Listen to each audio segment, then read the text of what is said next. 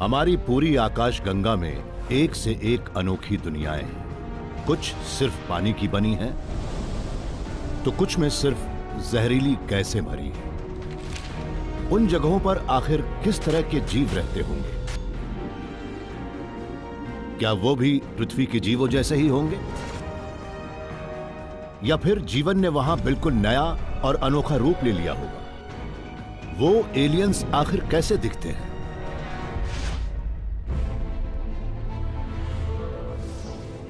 Space, time और खुद जिंदगी, ब्रह्मांड के ये रहस्य हम जानेंगे थ्रू द वर्म होल।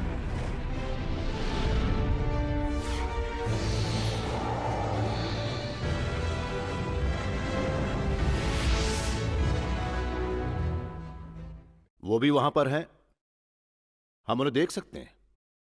इंसानों के इतिहास में पहली बार हमें पता लगा है कि हमारा ब्रह्मांड ऐसे ऐसे अनोखे ग्रहों से भरा है जिनके बारे में हम कभी सोच भी नहीं सकते थे। ऐसे ऐसे ग्रह हैं जहां एक्स्ट्रा टेरेस्ट्रियल लाइफ भी हो सकती है। लेकिन सवाल यह है कि वो जीव कैसे दिखते होंगे। हम सभी अपने माहौल के मुताबिक ही आकार लेते हैं। अगर मेरा जन्म कार्बन डाइऑक्साइड, हवा और पृथ्वी से 3 गुना कमजोर ग्रेविटी वाले किसी ग्रह पर होता तो शायद मैं ऐसा नजर आता। और अगर किसी ऐसे ग्रह पर पैदा होता जहां की ग्रेविटी पृथ्वी से 5 गुना ज्यादा होती और कोई तारा वहां लगातार सोलर स्टॉर्म की बौछार करता तो मैं शायद ऐसा दिखता। हम जब तक किसी एलियन को ध्यान से न देखें तब तक उसे पहचान नहीं सकते। लेकिन जिस तरह से जासूस एक अनजान सस्पेक्ट का पता लगाते हैं, उसी तरह से बायोलॉजिस्ट और प्लेनेटरी साइंटिस्ट अब उस पहेली की कड़ियों को जोड़ने लगे। कुछ सुराग तो वहां पर हैं, लेकिन बहुत से सुराग यहां पर भी हैं। रोज स्कूल से घर पहुंचने के लिए मैं एक पुराने और डरावने घर के अहाते को पार करता था। मैंने कभी किसी को उस घर में आते जाते नहीं देखा था, लेकिन उस घर में कोई ना कोई तो रहता था। मैं बस ये सोचता रहता था कि उसमें कौन रहता होगा।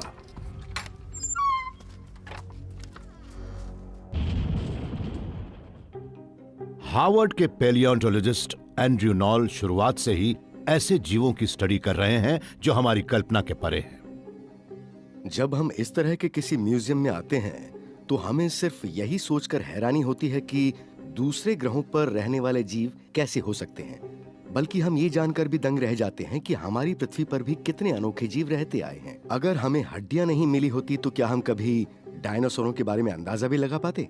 पिछले 8 साल से एंड्रयू नासा के मार्स रोवर्स के लिए एक मिशन बायोलॉजिस्ट का काम कर रहे हैं।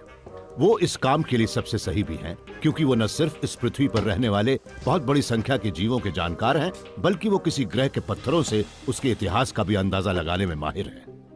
हम अपने आसपास नजर आने वाली चीजों के आधार पर ही पृथ्वी के बारे में अपनी राय बनाते हैं, लेकिन हमारे पास जो जियोलॉजिक रिकॉर्ड हैं उनसे पता लगता है कि पृथ्वी की भी एक पूरी सीरीज थी। हम आसपास जिस पृथ्वी को देख रहे हैं उसके ऊपर मौजूद सारे पेड़ पौधे, जीव और इसके वायुमंडल का कंपोजिशन, ये सब तो उस सीरीज की आखिरी कड़ी है। पिछले 400 करोड़ साल में जो भी ट्रांजिशन हुए हैं ये उसका आखिरी रूप है।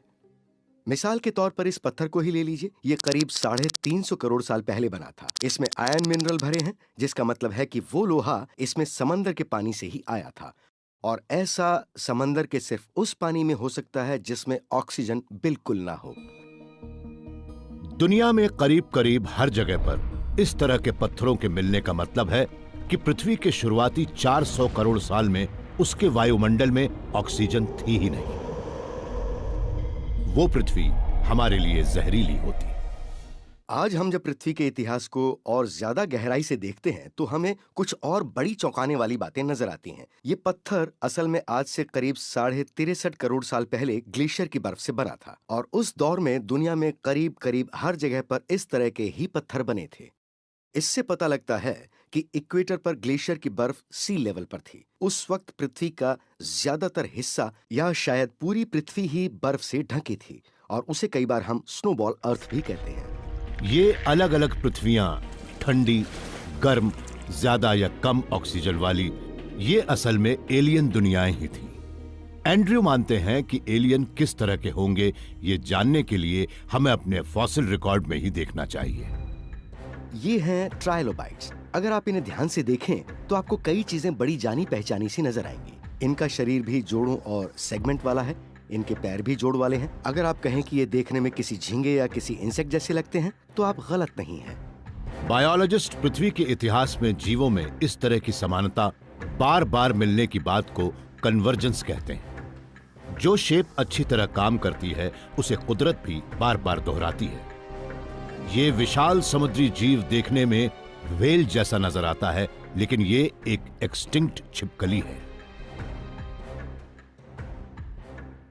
पिछले 25 करोड़ साल के दौरान जमीन पर रहने वाले वर्टिब्रेट जीव बार बार समंदर में रहने गए, और जब भी उन्होंने ऐसा किया उन्होंने समंदर के ऐसे विशाल जीवों को जन्म दिया। क्रोनोसॉरस। 7 करोड़ साल पहले ये समंदर में रहने वाली छिपकलियां थीं, लेकिन इनका आकार बहुत बड़ा था और आज हम उस आकार की व्हेलों को देख रहे हैं। अगर पृथ्वी भी एक जमाने में दूसरे तारों का चक्कर लगा रहे ग्रहों जैसी ही एलियन थी, तो हमने फिल्मों में जिन एलियंस को देखा है, जैसे कि 2 आंखों, 2 हाथ और 2 पैर वाली छिपकलियां, तब शायद वो पृथ्वी पर रहने वाली जीव भी थी। मैं ये तो जरूर कहना चाहूंगा कि 1950 के दशक की पुरानी डरावनी फिल्मों की फिजिक्स को देखकर हम यही कह सकते हैं कि नहीं नहीं नहीं नहीं, ऐसा नहीं हो सकता, या कहेंगे ओ ये तो बहुत अच्छा है। शिकागो यूनिवर्सिटी के प्रोफेसर माइकल लबाब्रा बायोमैकेनिक्स के एक्सपर्ट हैं। वो ये पता लगाने की कोशिश कर रहे हैं कि जीव किस तरह से चलते, उड़ते या तैरते होंगे, और इसके लिए वो जीवों की चाल के बेसिक नियम को ढूंढ रहे हैं। आप उसे लोकोमोशन का लोएस्ट कॉमन डिनोमिनेटर कह सकते हैं। आप खुद ही देखिए, हॉर्सशू केकड़े रेंगते हुए समंदर किनारे पर आकर अंडे देते थे, जबकि टेरोडैक्टिल्स आसमान में उड़ते थे। उन जीवों की एक खूबी हमारे अंदर भी है, लीवर टाइप स्केलेटन। मेरे हाथ में भी लीवर है, तभी मैं ऐसा कर पाता हूं। मेरी कुहनियों और कंधों में भी लीवर है।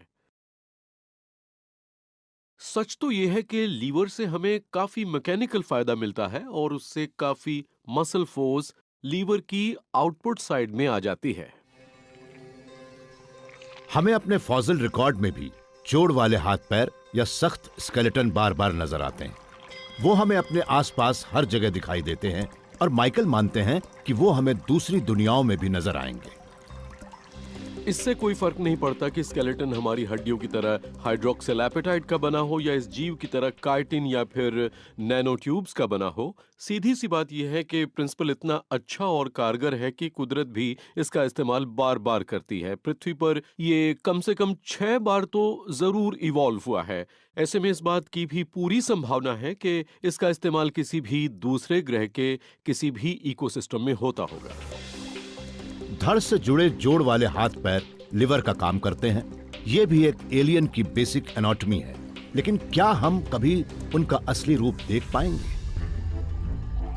19वीं सदी में चार्ल्स डार्विन ने कई नोटबुक की एक सीरीज बना रखी थी, जिनमें उन्होंने यह लिख रखा था कि जीवों का आकार किस तरह से उस माहौल के मुताबिक इवॉल्व हुआ जिसमें वो रहते थे। जीवन की वो किताब किसी दूसरे ग्रह पर कैसी होगी? एक एलियन दुनिया में जीवों ने किस तरह के चौंकाने वाले एनाटॉमिकल अडेप्टेशन किए होंगे? कोई भी एनवायरनमेंट अपनी इकोलॉजी के मुताबिक ही जीवों को आकार देता है। उसका वायुमंडल कितना घना है या वहां जमीन को ढकने के लिए कितने समंदर हैं, ये बातें काफी अहमियत रखती हैं, और इन बातों ने ही इतिहास में जीवों को आकार भी दिया है। वो किस तरह के होंगे ये जानने के पहले ये समझना बहुत जरूरी है कि वो किस ग्रह पर रह रहे हैं। अभी कुछ समय तक हमें यह पता ही नहीं था कि दूसरे ग्रह भी हैं, तो हम उनके लैंडस्केप और एटमॉस्फेयर का अंदाजा लगाने की बात तो सोच भी नहीं सकते थे। लेकिन अब हमारे इतिहास में पहली बार हमें अपने सौर मंडल के पार की दुनियाओं को देखने का मौका मिला है। अब हम जानते हैं कि वो ईटी कहां हो सकते हैं, और अब हम उनके छिपे चेहरे देखने के भी काफी करीब हैं। अगर हम ये जानना चाहते हैं कि वो एलियन देखने में कैसे होते हैं, तो सबसे पहले हमें यह जानना होगा कि वो रहते कहां पर हैं।